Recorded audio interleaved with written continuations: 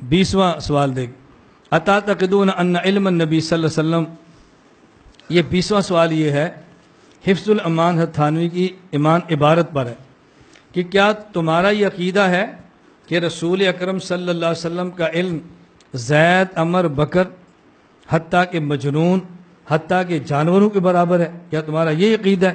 یا تمہارے کسی بزرگ حضرت تھانوی نے حفظ الایمان میں یہ لکھا ہے؟ جواب سنیں، یہ بڑی دلچسپ بات ہے۔ حفظ ایمان میں حضرت نے 3 مسئلے لکھے ہیں۔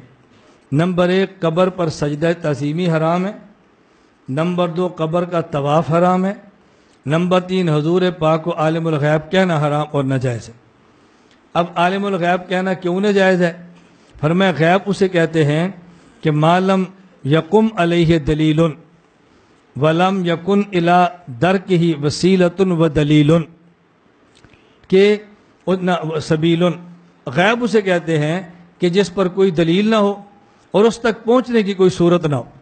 جب آگ اس تک پہنچ گئے اب وہ غیب نہ رہا بلکہ وہ حاضر ہو گیا، وہ تو شاہد ہو گیا، مشہود ہو گیا، وہ تھوڑا غیب رہا۔ غیب اسے کہتے ہیں اللہ کی ذات کے علوم جس تک بندہ نہیں پہنچ سکتا، بندہ نہیں جا سکتا، وہ سارے غیب ہیں۔ اس لیے اللہ کی ذات عالم الغیب ہے کہ ان کے ایسے علوم ہیں جن تک وہ بندہ نہیں پہنچ سکتا۔ اور یہ لفظ اللہ کے نبی پر آپ استعمال نہ کریں کہ حضور عالم الغیب ہے۔ کیوں؟ اس لیے کہ علم غیب یہ خاص خداوندی ہے، جب نبی پر استعمال کرو گے تو شرک کا شبہ ہو جائے گا، اس لیے اس کو استعمال نہیں کرنا چاہیے۔ دیکھو شرک نہیں فرمایا، شرک کا شبہ فرمایا۔ یہ شرک نہیں کہا، شرک کا شبہ کیوں فرمایا؟ اس لیے حضرت فرماتے ہیں کہ تم تعویل کرتے ہو کہ ہمارے ہاں عالم الغیب کا معنی یہ ہے کہ بہت ساری باتیں ایسی ہیں جس کا بندے کو پتہ نہیں، عام کو، لیکن حضور کو پتہ ہے، لہذا حضور عالم الغیب ہے۔ کوئی بندہ علم الغیب کہے، ہم فوراً فتویٰ شرک کا لگاتے ہیں نا، اور تھانوی کیا فرما رہے ہیں؟ شبہ شرک ہے۔ میں اس لیے کہتا ہوں اکابر سے بڑھ کے فتوے نہ ٹھونکو، جتنی بات اکابر فرماتے ہیں اتنی بات کہو، اسے آگے نہ نکلو۔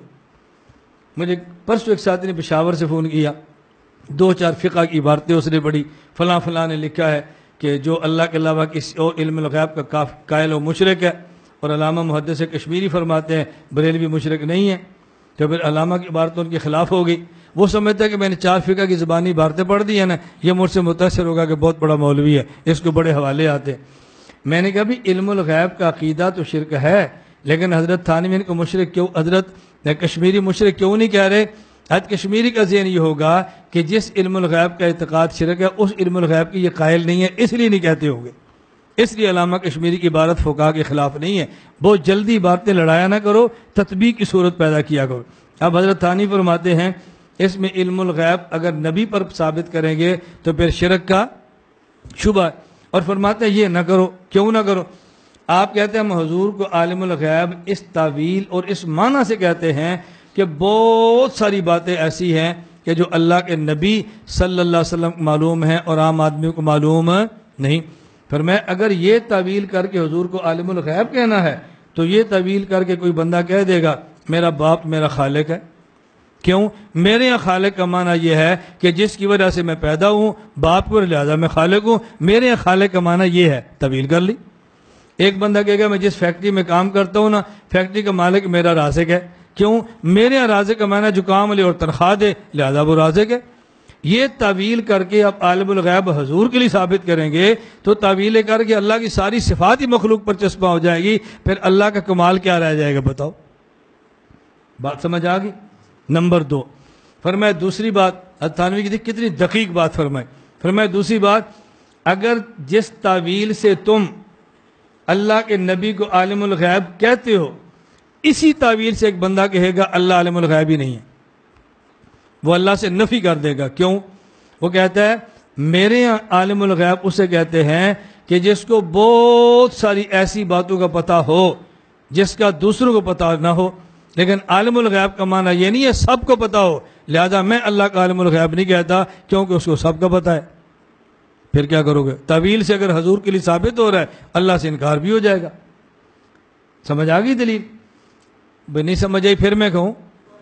جی بولو نا۔ حضرت فرماتے ہیں کہ تم کہتے ہو جی ہم حضور کو عالم الغیب کیوں کہتے ہیں؟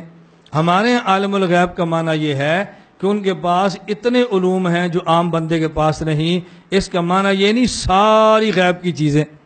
فرمایا جس تعویل سے تم نے حضور کو عالم الغیب کہا ہے، کوئی بندہ یہی تعویل کرے گا اور کہے گا اللہ عالم الغیب نہیں ہے، حضور عالم الغیب ہے. کیوں؟ عالم الغیب کا معنی کیا کیا؟ بہت ساری چیزیں غیب کی جس کا پتہ ہے اور بندے کو نہیں. اللہ کو بہت ساری کا نہیں، سب کا پتہ ہے. وہ کہے گا جی میرے عالم الغیب اصطلاح ہے جس کا معنی یہ ہے حضور عالم الغیب ہیں، اللہ نہیں ہے. چونکہ اللہ اصطلاح کے مطابق عالم الغیب بنتے نہیں ہیں، تو آپ کیا کرو گے؟ یہ تم نے کون سا کمال کیا کہ تعویل کر کے عالم الغیب کہہ دیا. آگے تیسری بات سمجھو، یہ میں ان سب کا خلاصہ پیش کر رہا ہوں. تیسری بات فرمایا اگر تم تعویل کر کے عالم الغیب کہتے ہو، میرا سوال یہ ہے آپ نے اللہ کے نبی کو عالم الغیب کہا، کیوں کہا؟ یا اس وجہ سے جمیع ما کانا و ما یکون، جو علوم تھے اور جو ہوں گے، ہر قسم کے تمام علوم اللہ کے نبی کے پاس ہیں. اگر معنی یہ ہے اس پر دلیل پیش کرو، اور اس کی دلیل تمہارے پاس موجود نہیں ہے.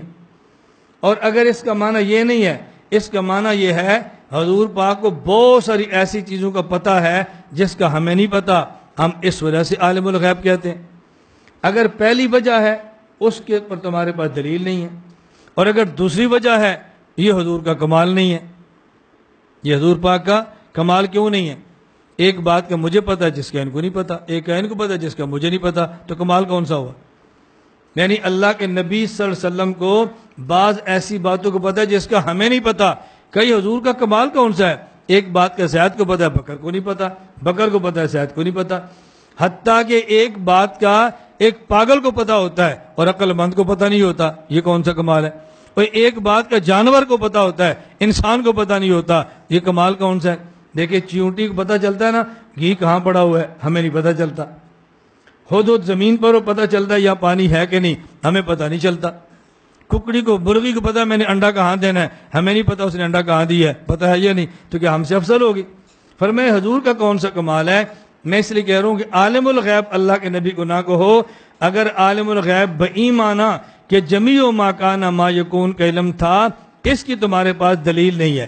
اور اگر بایمانہ کہ کچھ ایسی باتیں معلوم جس کا ہمیں نہیں پتہ، یہ حضور کا کمال نہیں ہے. یہ علم تو زید کو بھی ہے جو بکر کو نہیں ہے، پاگل کو بھی ہے، عقل مند کو نہیں ہے، جانور کو بھی ہے جو انسان کو نہیں ہے. بعض ایسی باتیں جو دوسروں کو معلوم نہ ہو، یہ کمال نہیں. کمال اسے کہتے ہیں جو اس بندے میں ہو اور دوسرے میں نہ ہو. کمال اسے کہتے ہیں. آپ کو یاد ہے میں نے شروع میں کہا تھا کہ کمال علم نبوت ہے یا عمل نبوت ہے؟ کیوں؟ علم نبی کا کمال ہے کہ اس جیسا علم کسی کے پاس نہیں ہے. عمل نبوت کمالات میں سے نہیں ہے. یہ بات الگ ہے کہ نبی اعمال میں حقیقتاً تو نہیں، حقیقتاً امت سے بڑھ جاتا ہے. یہ تحذیر الناس کی دوسری بات ہے جو قابل اعتراض ہے. ایک یہ جو اس پر ہے، دوسری اس کے متعلقہ نہیں ہے، اس لیے میں اس پہ بات نہیں کر رہا.